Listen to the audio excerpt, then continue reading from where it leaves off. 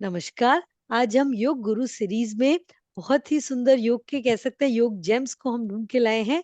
हमारे बिल्कुल मध्य प्रदेश से बहुत दीदी को करीब 30 साल करीब ज्यादा हो चुके हैं, 30 से भी। तो योगा के पायनियर के रूप में हम आपका स्वागत करते हैं लता दीदी, बहुत बहुत स्वागत है। बहुत बहुत धन्यवाद। आज आपने मुझे बुलाया, मुझे भी बहुत खुशी हो रही है आपसे मिलकर। और बहुत सारी बातें करेंगे। जी, हमें बहुत अच्छा महसूस फील हो रहा है दीदी आपके लिए कि योग का मतलब पायनियर के रूप में बहुत सारी पॉलिसी मेकर्स में, गवर्नमेंट पॉलिसी मेकर्स में, हम तो ये कहेंगे कि ये मोदी जी को डायरेक्ट पत्र लिखकर भी बहुत सारी चीजों के लिए योग के विषय में, समाज में बच्चों के लिए चाइल्ड एक्ट पर, और साथ ही साथ बहुत सारी मतलब हमारी रिसर्च डेवलपमेंट साइंस के प्रोजेक्ट्स में भी बहुत अच्छे से दीदी हेल्प कर रही हैं। तो मैं थोड़ा सा दीदी का परिचय दे दूं। उन्होंने कहा कि थोड़ा सा उस हिसाब से कि 95 से जैसे इनकी योगा की जर्नी शुरू हुई है। टीचिंग प्रोफेशन में ही थी, 87 से तो पढ़ा रही थी, लेकिन उन्होंने योग के फील्ड में आए 95 से। फिर 2014 में पीएचडी भी की योगा एंड डायबिटीज पर। साथ ही साथ करीब आयुष के जो प्रोजेक्ट्स थे, मधुमेह मुक्त अभियान, भारत अभियान या नियंत्रित मधुमेह मुक्त भारत अभियान, उनमें मुख्य भूमिका निभाई है दीदी ने एस व्यासा के साथ में। और अभी ये बहुत ही सुंदर योगिनी अवार्ड चलाती हैं। मतलब अब बहुत सारे अवार्ड लेने के बाद अब हमको अवार्ड देने की, जैसे दीदी कह रही है कि मैं अब अवार्ड बांटने वाली में आ गई हूँ। तो योगिनी अवार्ड बहुत अच्छे से सक्सेसफुल प्रोग्राम है जो 2000 से चल रहा है। उसमें 12 से भी अधिक देशों के लोग जैसे योगिनीज को इन्वॉल्व करती हैं, और बहुत सारा एक बहुत सिस्टमेटिक प्रोसेस के थ्रू योगिनी अवार्ड के साथ करती हैं। तो आज हम बहुत बहुत स्वागत करते हैं दीदी आपका। और मतलब आपकी योग की जर्नी बीइंग अ टीचर, जैसे आप कह रहे हैं 87 से 87 से आप टीचर थे, तो मतलब शुरुआत कैसे हुई योग में आपकी? हाँ, ये बात बिल्कुल सही है। मैं टीचिंग जॉब में ही थी जब ये योग के फील्ड में आई हूँ। एक्चुअली 93 से ही मैं एक विश्वविद्यालय में जॉब में थी, एज अच्छा। ए लेक्चरर थी। वाह। और मेरे एक गुरु भाई थे, उन्होंने एक दिन ऐसे ही मिलने के लिए आए और मुझसे बात करते करते मैं बोले कि तुम्हारा जैसा स्वभाव है ना, तुम्हें एक जगह जाना चाहिए। तो मैंने पूछा कौन सी जगह, तो वो बोले कि बैंगलोर में एक संस्थान है जो योग की शिक्षा देता है, और उन्होंने डॉक्टर नागेंद्र जी के बारे में बताया मुझे। और तब वो संस्थान अपना एस व्यासा मतलब ग्रोइंग एज में ही था, और 93 की बात बता रही हूँ आपको। तो उन्होंने कहा कि एक बार तुम मेरे कहने पर चली जाओ, वहां पर एक बार जाके देखो, तुम्हें बहुत अच्छा लगेगा। तो चूंकि जॉब में थी, छुट्टियां होती ही थी एक महीने के लिए, तो हमने सोचा कि चलो चले जाते हैं, जाके कहीं और घूमने जाते हैं, तो यहाँ चले जाते हैं। तो मैं ऐसे करके वहाँ एस व्यासा चली गई। 95 में गई थी, मई के महीने में। तो वहां पर ये योगा इंस्ट्रक्टर कोर्स एक महीने का होता था, तो वो मैंने ज्वाइन किया। बात करके ही कि एक महीना देना पड़ेगा, तो मैंने सोचा ठीक है, कोई बात नहीं, कर लेंगे। सच बताती हूँ कि मैं वैसे बहुत कॉन्शियस रहती थी, हेल्थ हेल्थ को लेके, एक्सरसाइज बहुत करती थी। लेकिन योग के बारे में, और मैंने काफी धार्मिक ग्रंथ भी बहुत पढ़े हुए थे, क्योंकि जहाँ जॉब करते थे वहां मेरे सामने ही, जहाँ मैं रहती थी ठीक सामने लाइब्रेरी थी। वाह। तो पढ़ने का शौक बचपन से बहुत रहा, तो सारी वेद है, पुराण है, सब पढ़ती थी। और बड़ा आश्चर्य भी करती थी कि देखो इतना कुछ भी है जो हमें नहीं मालूम। नहीं मान। लेकिन कभी, चूंकि अंतर्मुखी रही हूँ, तो ज्यादा किसी से बात नहीं, ज्ञान अपने अंदर ही इकट्ठा करते रहना। तो जब वहां गए और वहां जाके जब डॉक्टर नागेंद्र जी से, गुरु जी से मिलना हुआ, मोहन जी थे वहां पर जो वेदांत की शिक्षाएं देते थे। जी।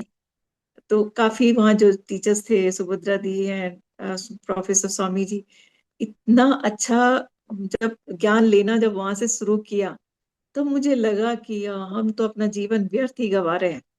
ये हम मतलब कहाँ खोए हुए हैं, एक प्रश्न कहते हैं ना, अंदर से आने शुरू हो जाते हैं। तो बड़े सारे प्रश्न इतने आना शुरू हुए, फिर मुझे लगा कि नहीं, मुझे इस क्षेत्र में ही कुछ और नॉलेज लेनी चाहिए, कुछ काम करना चाहिए। तो मैंने वापस जाके अपनी यूनिवर्सिटी में अपने जो कुलपति थे महोदय, उनसे रिक्वेस्ट की कि मुझे थोड़ा सा और पढ़ना है, तो क्या आप एक साल के लिए मुझे छुट्टी दे देंगे। अच्छा। तो उन्होंने कहा कि तुम परमानेंट जॉब में हो, ऐसी कोई पॉलिसी नहीं है गवर्नमेंट की कि आप इस तरह से एक साल के लिए छुट्टी ले सकते हो। तो मैंने बहुत विचार किया कि मैं क्या करना चाहिए, लेकिन मन में इतने प्रश्न आने लग गए थे तब तक। फिर आखिर मैंने मन को कड़ा करके और रिजाइन कर दिया अपनी जॉब से। और वापस बैंगलोर चली गई पढ़ने के लिए। फिर 2.5 साल वहां रहे, और बाकी आगे की जो भी थेरेपी कोर्स है वो किया, रिसर्च किया। अच्छा। कुछ चैलेंजिंग बहुत सारे केस ऐसे मिले जो थेरेपी वाले थे, वो किए। तो वहां से जर्नी शुरू हुई, और फिर मैंने अपनी प्रैक्टिस के लिए, अपना इस काम को करने के लिए मध्य प्रदेश का भोपाल शहर को चुना, और मैं वहां से सीधा आके भोपाल सेटल हुई। और फिर मैंने वहां पे थेरेपी का काम शुरू किया। वाह। कुछ साल तक तो मैंने सिर्फ थेरेपी का ही काम किया, बहुत अच्छा रिस्पॉन्स था। पूरे फुल बैचेस जाते थे। ज्यादातर केस डॉक्टर के द्वारा ही रेफर्स किए हुए होते थे। लेकिन बाद में मुझे लगा कि नहीं, इतना काफी नहीं है, घर चलाने के लिए उतना लग नहीं रहा था कि उतना हो पाएगा। तब फिर मैंने दोबारा से स्कूल प्रिंसिपल की जॉब ज्वाइन की, अच्छा। और साथ में पार्ट टाइम इस काम को भी करते वाह। रहे। गजब। बहुत बढ़िया। और उसके बाद जो रिसर्च पेपर, जैसे आपने योगा डायबिटीज और मधुमेह मुक्त भारत अभियान, तो जब आप थेरेपी कर रहे थे तो आपने तो 2.5 साल वहां सीखा, सब करा। उसके बाद जब आप अपने शहर भोपाल आए तो वहां पे जैसे आपने सेटअप किया, और जब योगा के बारे में इतना परिचय नहीं था लोगों को, तो वो चैलेंजेस आते थे, तो आप कैसे उनको हैंडल करते थे? हाँ, देखिए, कुछ चीजें ना अपने देव योग से भी मुझे लगता है होती हैं, क्योंकि जब मैं, और अभी जो लोग कोर्स करके फिर अपना सेटअप करते हैं तो उनको जो समस्याएं आती हैं, तो मुझे लगता है कि उन सब चीजों में मैं कुछ ज्यादा ही लगी रही हूँ। मैं वहां से आने के बाद एक बड़ा सा एक सेमिनार ऑर्गेनाइज किया था, और उसमें मेडिकल के जो वहाँ के डायरेक्टर थे, डीन थे, उनको, और साथ में ही साइंस एंड टेक्नोलॉजी, ऐसे मतलब बड़े डिपार्टमेंट वाह। के लोगों को हम्म। इन्वॉल्व किया। और गुरुजी उस कार्यक्रम में आ गए थे, तो काफी पब्लिसिटी एक बार में ही मिल गई मुझे। वाह। और लोगों को ये पता चल गया कि भाई ऐसा कोई चिकित्सक के रूप में हमारे भोपाल में मौजूद है। वाह। तो अपने आप ही ऐसा होने लगा कि जो बहुत रेयर केस होते थे, क्योंकि मैंने वहां रहते में मल्टीपल स्क्लेरोसिस पे पहले काम जी। किया था, जी। और वो बीमारी ऐसी थी उसका आज भी कोई इलाज नहीं है। तो वो केसेस मेरे पास आने ऑटोमेटिक आने शुरू हो गए थे, काफी सारे केस थे उस समय मेरे पास। तो मैं उनको देखती थी, साथ में अदर जो भी क्लासेस होती हैं वो भी करते थे। तो मुझे ज्यादा एक सेटअप करने के लिए बहुत ज्यादा मेहनत नहीं करनी पड़ी। वाह। और अच्छा ये होता था कि जो लोग आते थे जो उम्मीद के साथ में, बिल्कुल टाइमली वो बिल्कुल रिकवरी हो जाती थी उनकी। तो उससे कुछ ज्यादा ही पब्लिसिटी हुई, और आते जाए गए लोग। वाह। वाह। बहुत बढ़िया। योग में सभी ऐसे ही कहते हैं, challenges is like my opportunity. बोले मैं तो बिल्कुल सहजता से ही चला गया। सबसे बड़ी अच्छी बात यही हमने देखी कि सभी लोग योग में बोले देयर इज नो चैलेंजेस, ये तो मेरी मतलब स्वाभाविकता के साथ ही मैं आ गया हूँ। तो ये हम आपके लिए बड़ा अच्छा लगता है आप लोगों से मिलकर, और ये कि बिल्कुल संतोष में है कि जैसा जैसा लाइफ दे रही है उसी को आप अडॉप्ट करते हुए आप कैसे फ्लो में आ गए, कि बड़ा मतलब कितना उस हिसाब से अच्छे से, अभी आप तो पॉलिसी मेकर्स हैं तो बड़ा अच्छा है सारा। तो अब आप ये बताइए कि जैसे आपने इतना सब कुछ इतना अच्छा सेटअप किया, उसके बाद गवर्नमेंट में भी, तो अब आप एक नया जो बच्चा आता है योगा सीखने के लिए, योगा टीचर ट्रेनिंग के लिए, तो वो कैसे आगे बढ़े, कैसे आगे अपनी शुरुआत करे, इस बारे में भी, क्योंकि आपने कहा जैसे मोदी जी को आपने पत्र लिखा योग शिक्षकों के नियमन के लिए, ये बहुत इंपॉर्टेंट थिंग है दीदी, आप भी हमारे इंडिया के लिए। तो उसके बारे में आप प्लीज साथ में अगर बता पाए। मैं एक चीज यहाँ पे बताना चाहूंगी कि देखिए, सब मैं लकी हूँ कि मुझे सब कुछ बहुत अच्छे से मिला, और मैं अपने कार्यों में भी बड़ी सफल रही हूँ। अगर किसी को एज ए पेशेंट भी मैंने अटेंड किया तो उसमें भी रिजल्ट मेरे बहुत अच्छे रहे हैं। मतलब कभी कोई निराश होके नहीं गया, तो ये वाह। चीज का मुझे बहुत गर्व होता है कि ईश्वर की कृपा मेरे ऊपर हमेशा रही। लेकिन मैंने एक चीज और अपने जीवन में महसूस की, और ये सभी जितने भी योग के क्षेत्र में काम करने वाले लोग हैं, कुछ लकी हैं, मतलब जिनको ऐसा अनुभव नहीं होता होगा। लेकिन ये मतलब 90 या 80% तो ऐसे लोग हैं जो आपको ये बात बोलेंगे कि लोग रिस्पेक्ट नहीं देते। ये चीज अच्छा। मैंने भी बहुत महसूस की। जब मैं जितने भी मैंने काम की, चाहे मैं एज ए स्कूल प्रिंसिपल रही हूँ, चाहे मैं योग डिपार्टमेंट की एचओडी रही हूँ, चाहे मैं चाइल्ड राइट कमीशन की मेंबर रही हूँ, चाहे मैं डायरेक्टर रही हूँ, कोई भी रही हूँ, मैंने ये काम को साइड साइड करके करते ही रहना अच्छा लगा मुझे, करती रही हूँ। लेकिन अगर हमने कभी भी सिर्फ अपना ये परिचय एज ए योगा थेरेपिस्ट या योग के लिए दिया, तो मैंने देखा वहां लोगों का एटीट्यूड बिल्कुल अलग था। और जब मैं ये कह दूं कि मैं इस पोस्ट पर हूं, तो वहां लोगों का एटीट्यूड बिल्कुल अलग होता है। तो ये चीज बहुत मायने होती है कि जो लोग अगर अपना कैरियर ही उसी में बनाना चाहते हैं, जिनके पास और कोई वो नहीं है, जिन्होंने अपना कोई विकल्प नहीं रखा है, जिनको इसी लाइन में ही बढ़ना है, तो उनको ये सब चीजें कभी ना कभी फेस करनी ही पड़ती है। बल्कि अब तो ये है कि इतने सारे स्टूडेंट निकल चुके हैं जो मेरे साथ में, जिनको मैंने आगे कहीं ना कहीं चाहे जॉब के लिए चाहे सेंटर खोलने के लिए प्रमोट किया है। तो आज भी क्या होता है कि जो हमारे स्तर के, जो हमारे मतलब पोस्ट के बराबर के जो लोग हैं, कई बार अप्रोच करते हैं, अरे मैडम आप तो सबको जानती हैं, कोई एक अच्छा इंस्ट्रक्टर हमें भी दिला दीजिए। तो आप विश्वास करोगी, मैं आज की डेट की बात कर रही हूँ कि वो खुद भी बड़ी पोस्ट पे होते हैं, सक्षम होते हैं, उनको ट्रीटमेंट लेना होता है, स्वस्थ होना होता है, लेकिन उसके बाद भी उनका एक प्रश्न होता है, फीस तो नहीं मांगेंगे? सच में मतलब मैं, मेरी आत्मा रोने सी लग जाती है। मैं मतलब कोई वो नहीं, फीस मुझे ठीक है नहीं मिल दीदी। रही होती, मेरे उस बच्चे को ही मिल रही होती है जो जी। अभी नया नया उस फील्ड में नया आया भर है। रहा है, हाँ। और ऐसे लोग जब इस तरह की बात करते हैं ना, तो मैं समझ नहीं आता कि मैं कैसे रिएक्ट करा नहीं करूं। दीदी, ठीक है। देखिए, वो कहते हैं ना, मुफ्त का चंदन घिस मेरे नंदन, लेकिन उनको ये नहीं पता कि मुफ्त की चीज ज्यादा महंगी पड़ती है। तो हर चीज का एक अगर मूल्य देके आते हैं तो वो ज्यादा उसकी वैल्यू भी होती है, और उसको प्रॉपर आपको, वो कहते हैं ना, उसका फायदा भी तभी मिल पाता है। तो ठीक है, हाँ, सब तरीके के लोग हैं दुनिया में। तो हम ये मेरा कह माननीय सकते हैं। मोदी जी को पत्र लिखने के पीछे यही एक कारण था। मैंने एक नहीं, बहुत पत्र लिखे हैं। शाबाश। और उसके पीछे यही एक कारण है कि मैं बार बार आग्रह कर रही हूँ कि एक कोई ऐसा कोड जैसा हो या कोई ऐसा सिस्टम हो जिसमें आम लोग इस चीज को पकड़ पाए कि हम किसको अप्रोच करें, एज ए इंस्ट्रक्टर किसको अप्रोच करें, एज ए थेरेपिस्ट किसको अप्रोच करें। क्योंकि अगर आप BNYS है, जैसे BMS है, अपना अपना MBBS है, इनका तो लोगों को समझ में आ जाता है कि ये एज ए डॉक्टर है। फिर भी अगर MBBS और BNYS को खड़ा कर दें, तो भी लोग MBBS वाले के पास ही जाना पसंद करें।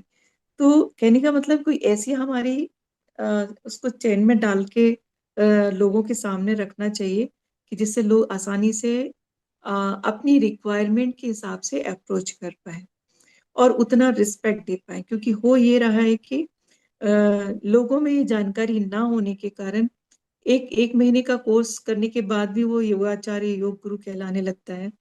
और एक PhD किए वाला भी, वो तो अपने आप को योग गुरु बोलता भी नहीं है।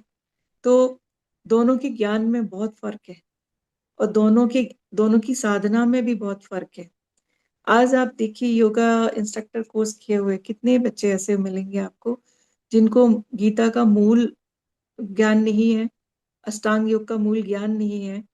तो ऐसे में वो थेरेपी कैसे दे सकते हैं? हम्म। इंस्ट्रक्टर बन सकते हैं, लेकिन थेरेपी कैसे दे सकते हैं? लेकिन जो हितग्राही उनके पास आते हैं, जो उनसे एडवांटेज लेना चाहते हैं, उनसे सीखना चाहते हैं, उनको नहीं मालूम कि ये थेरेपी देने वाले हैं या इंस्ट्रक्टर हैं। तो जी। मेरा यही बार बार कहना है कि इसके लिए कुछ सिस्टम होना जी, चाहिए। ये बहुत जरूरी है। और हम उनको भी कहें कि केवल एक महीने की साधना नहीं, तो जीवन भर की साधना है। और वो कहते हैं ना कि वो अधजल गगरी छलकत जाए, कि जिसको कम नॉलेज है वो ज्यादा मतलब वो होता है, और बाकी जो भरा हुआ है तो उसको जरूरत ही नहीं। जैसे सिक्कों में ज्यादा आवाज होती है, नोट में कम आवाज होती है, ऐसे कहा जाता है। तो जिसके पास नॉलेज है वो नहीं बोलते हैं, वो अंतर्मुखी। जैसे हमारा यही पॉडकास्ट का दीदी यही एम है कि योग के जो इतने सुंदर सुंदर जेम्स हैं, जो इतना सब कुछ, इतनी सुंदर जर्नी उन्होंने की है, उनकी तपस्या का फल जो हम अभी नई जनरेशन जो उस तरीके से कर रहे हैं, तो हम उनके लिए धन्यवाद के रूप में, एक मेरा ये धन्यवाद है कि हम उनकी जर्नी सबको बता पाए कि कितने तप बल से, कितनी प्रयासों से उन्होंने इतना अच्छा किया है। उसके कारण हमारी ये योग की जर्नी बड़ी स्मूथ हो गई है।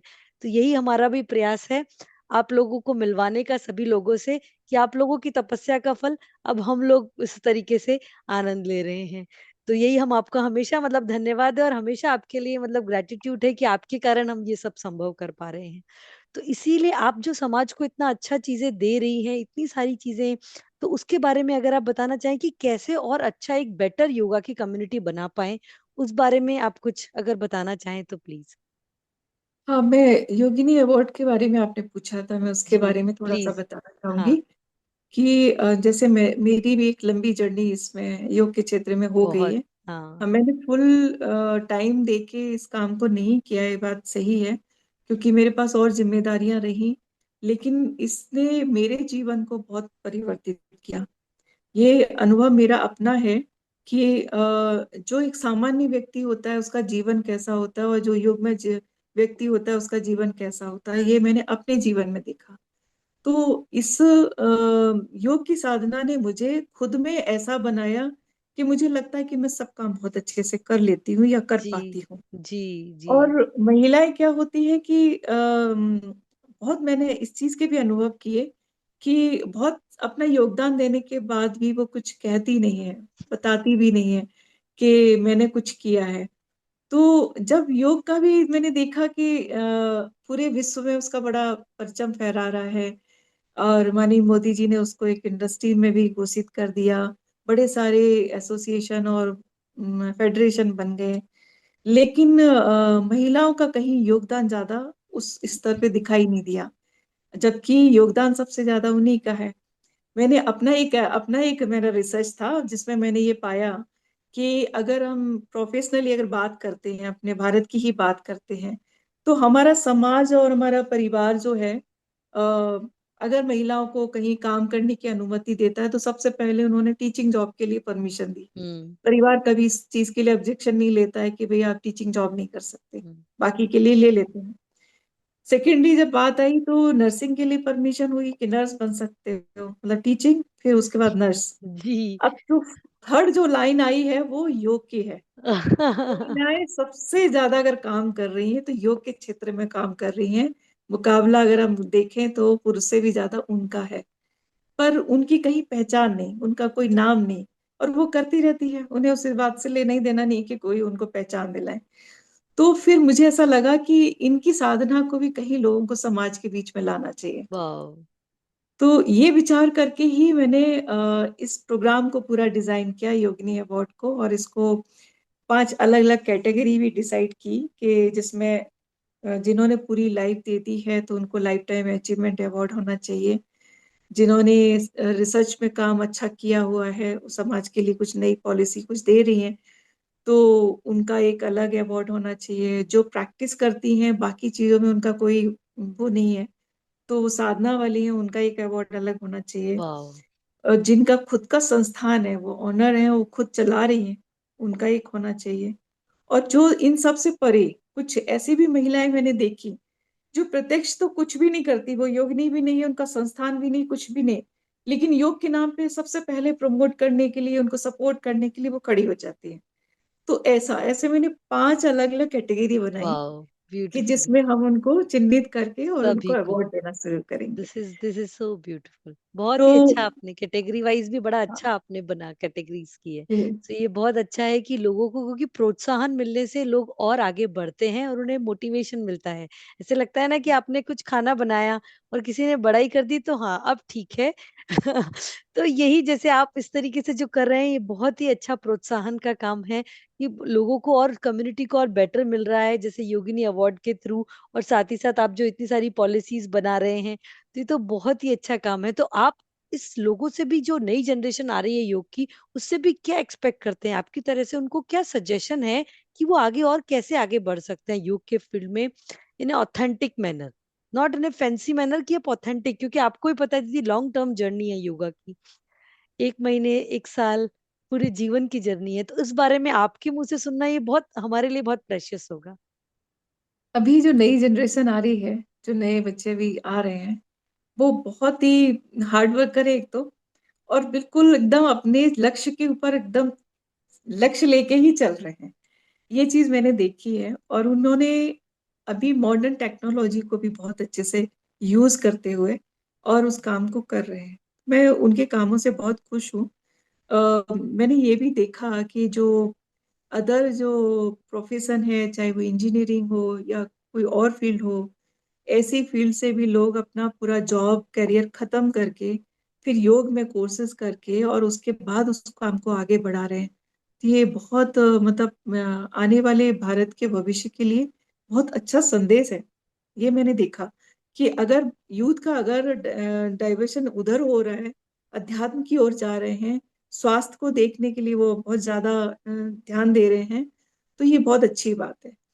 बस मैं उन बच्चों के लिए खास तौर पे जरूर बोलना चाहूंगी जो अ, सिर्फ ये सोचकर आते हैं कि मैं ये कोर्स कर लूंगा तो मुझे अच्छी जॉब मिल जाएगी, या मैं बहुत अच्छा बड़ा योग गुरु बन जाऊंगा, या मुझे लोग बड़ा सम्मान देंगे। इस तरह का जो सोच करके आएंगे, तो क्या है, उन्होंने योग को अपनाया नहीं, वो सिर्फ कोर्स किए हुए हैं।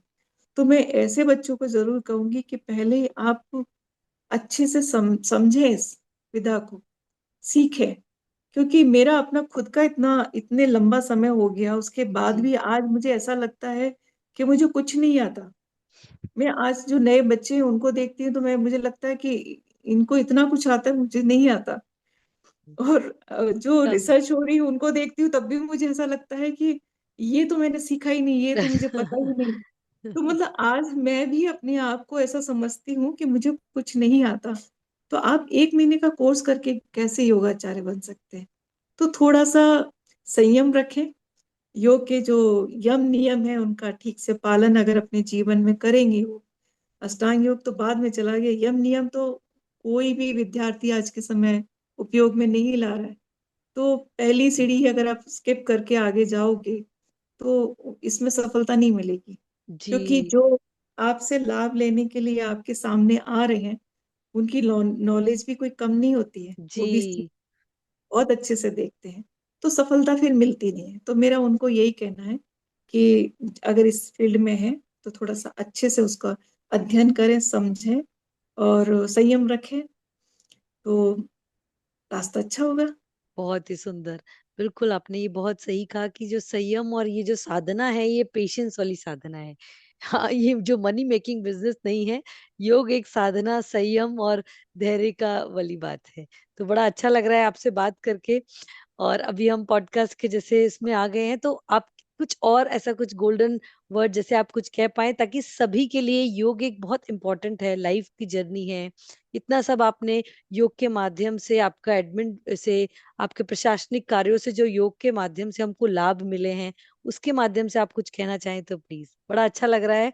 ऐसा लग रहा है खत्म नहीं हो और हम बातें करें और बहुत सारी चीजें आपके साथ करें, कि आपने इतना सारा थेरेपी में एक्सपीरियंस लिया है, बीइंग अ लॉ ग्रेजुएट, इतनी सारी पॉलिसीज बनाई है, तो उसका कुछ अगर आप हमको एक कंक्लूजन में दे पाए दीदी।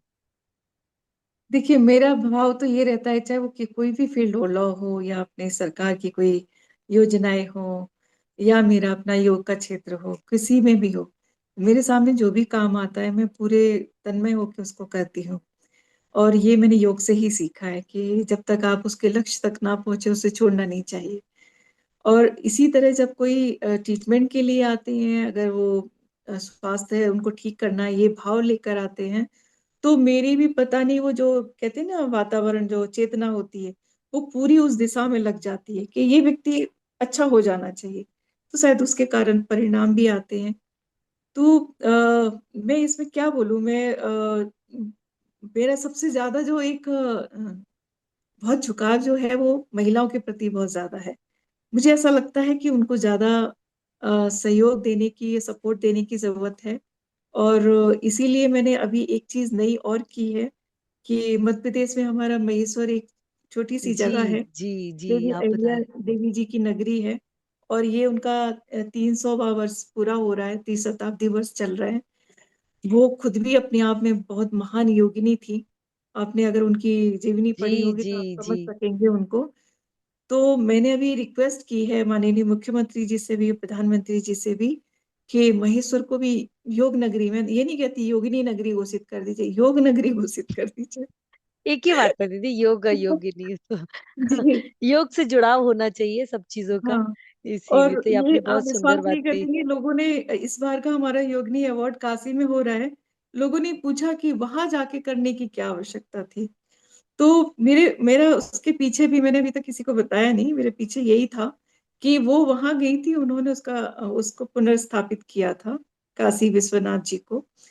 कहाँ से गई थी? महेश्वर से गई थी, है ना।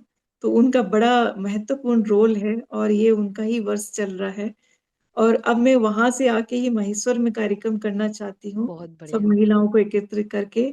और मैं फिर से आह्वान करूंगी कि उसको योग नगरी घोषित करें, जिससे वहाँ मध्य प्रदेश में भी हमारी योग की धारा बहेगी। और वैसे भी नए डेस्टिनेशन ढूंढने चाहिए, जी क्योंकि जी एक जगह जी। पर दबाव ज्यादा हो जाता है।